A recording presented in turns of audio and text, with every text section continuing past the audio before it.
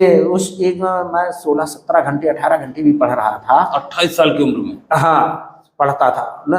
2 बार 3 बार तो ऐसी स्थिति हुई कि मैं अपना सिलेबस पूरा नहीं कर पाया, तो मैं कुर्सी टेबल यदि मैं पकड़ ली तो अगले दिन मैं 24 घंटे भी निकल के 27 घंटे बाद मैंने कुर्सी टेबल छोड़ी है। 2 चांस ऐसी मेरी लाइफ में निकली थी, कवर नहीं कर पाया तो मैं लगातार 24 घंटे भी बीत गए। और मेरे पिताजी और लोग ये कहते थे पागल हो जाएगा, पागल हो जाएगा। वो जुनून जब हद से बढ़ता है तो लोग, हाँ, ये सुशील द्विवेदी जी के पिताजी श्री रामपाल द्विवेदी जी, ये अक्सर कहा करते थे, मैं उनको फूफा जी कहता था प्यार, और मतलब इस तरह से रिश्ता मानते थे। तो वो अक्सर कहा थे, भैया ये बता दूं तुम सोते कब हो? मैंने कहा क्यों? मैंने फूफा जी मैं सोता हूँ। तो बोले कब सोते हो ये बता दूं? मैं तो जब भी जाता हूँ मैं देखता हूँ, क्योंकि उस समय जंगले में मेरे खिड़कियां नहीं थी, तो मैं एक जो टाट का वो होता है बोरा, हाँ उसको बांध रखा था, और उसको गीला गर्मियों में गीला भी करता था ताकि ठंडक रहे कमरे में। तो वो उसी से झांक करके देखते थे, तो देखते कुर्सी टेबल पे बैठे हैं वहीं पढ़ते हुए देखते थे। तो मैंने इनको बताया, मैंने कहा क्या होता है फूफा जी कि जब मुझे थोड़ा बहुत थकान और रात में नींद टाइप की आई, तो मैं गर्मियों की बात, तो मैं आकर के सीधी छत पे आता हूँ, मैंने देखा फूफा एक तरफ लेटी हैं, तुम साथ लेट गया आपके साथ, और 1 घंटे मैंने सो लिया, मैं आकर के नीचे पहुंच गया, फिर जाके अपना पढ़ने लगा। और इत्तेफाक ये था कि मेरे 20 मिनट सो लिया तो नींद पूरी हो जाती थी, 1 घंटे सो लिया तो नींद पूरी हो जाती थी। मतलब इतना मतलब अंदर से प्रेशर, या ये मान के चलो मुझे नींद ही नहीं आती थी। इसके लिए मैं मेरे परम सम्मानीय स्वामी जी शांतानंद जी का आभार प्रकट करूंगा। वो तो अब इस दुनिया में नहीं है, उनने मुझे एक जड़ी बूटी बताई उस समय गर्मियों के सीजन में। लेवा गए, उनने पहचान कराई, बोले इसको शंख पुष्प भी कहते हैं, ये सफेद फूल की होती है, नीले फूल की होती है, सफेद फूल वाली फायदा करती है, बुद्धि प्रदान करती है।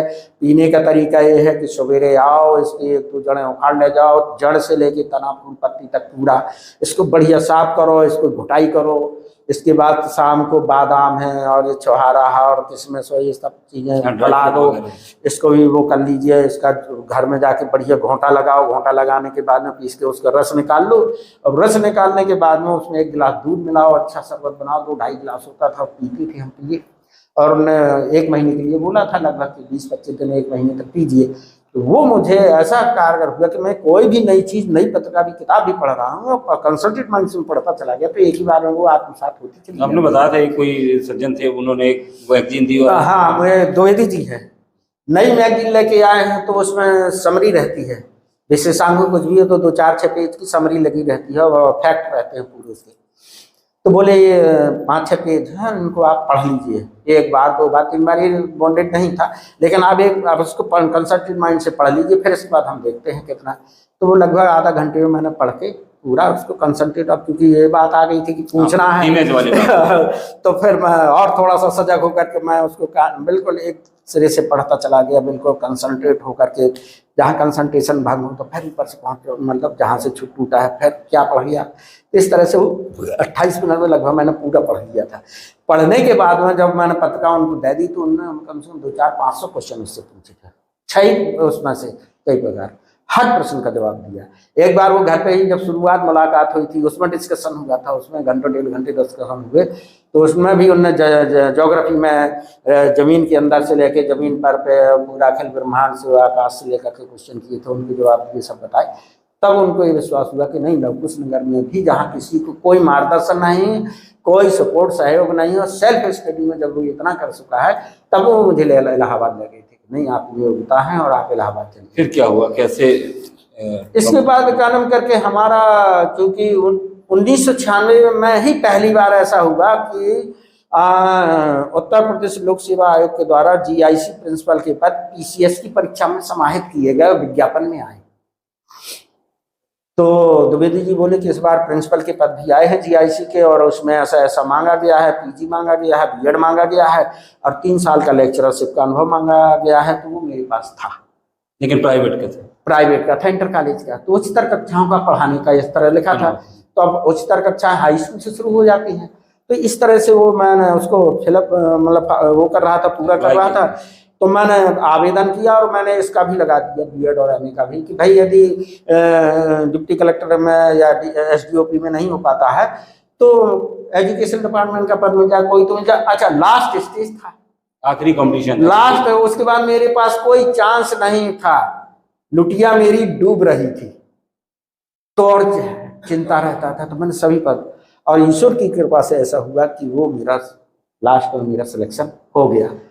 96 बैच में मेरा प्री में, मेंस में, और अच्छा ये जो परीक्षा होती है ये 3 स्तर की होती है, ठीक है ना। पहले होता है प्री एग्जाम, जिसमें एक लंबी भीड़ को छांट दिया जाता है, टोटल पदों का 10 से 15 गुना लड़के उसमें से छांट दिए जाते हैं। फिर होता है मेन एग्जाम, तो जितने पद होता है उसका 3 गुना लड़कों को सिलेक्ट कर लिया जाता है। फिर एक पद के लिए 3 लड़के इंटरव्यू में बुलाए जाते हैं, लगभग ऐसे कि अब लास्ट जो लड़का गया है तो उस रेंज में जितने लड़के भी होंगे उस परसेंटेज को समाहित हो जाते हैं। मैं अपने श्री राकेश द्विवेदी जी, श्री सुरेश शर्मा जी और स्वामी शांतानंद जी, ये मेरे लिए बहुत प्रेरक रहे, बहुत प्रेरक रहे, सहयोगी रहे। तो इस तरह से मतलब काफी अच्छा। पहली ज्वाइनिंग कहाँ हुई, कब पोस्टिंग? पहली ज्वाइनिंग एक्चुअली क्या है, सिलेक्शन होने के बाद मैं थोड़ा सा इसमें तकनीकी खामियां आ गई थी, तो मैं समझा कि मेरा सिलेक्शन नहीं हुआ। तो अपन घर में बैठ करके इंटर कॉलेज में पढ़ा रहे थे, पढ़ाते रहे अपना, उस तरह से जो चलता था प्राइवेट तौर पर वो सब करते रहे। मेरे मित्र हैं, मेरे स्टूडेंट भी हैं, मेरे मित्र भी रहे, मेरे रूममेट भी रहे हैं, श्री शिवमंगल तिवारी जी। वो इलाहाबाद गए होंगे तो लड़कों की उसमें कि भाई मकर संक्रांति है, बोर्ड की संगम में लगाना है, सुबह जल्दी आना सब लोग, 2 बजे 3 बजे 4 बजे जो बजे बुलाया गया हो, तो वो कदम करके इत्तेफाक से वो लड़की ना जा पाई। तो जी 3 बजे 4 बजे संगम पहुंचने के बाद ठंड में ठुठुकते रहे। जब सवेरे 7 बजे लड़के पहुंचे तो काफी नाराज हुए। अच्छा, उस समय तो फोन सिस्टम था ही नहीं कि ये कहा जाए कि भैया काहे नहीं आ रहे, तो वो इंतजार करते रहे और भी। अच्छा, उस समय प्रॉमिस वचन बहुत रहता था, कह दिया कि इतने बजे आएंगे तो आधा 1 घंटा लेट हो जाएंगे तो आदमी इंतजार करता था, जाएगा जरूर। तो भाई हुआ ये, वो लड़के जब पहुंचे तो वो नाराज हुए।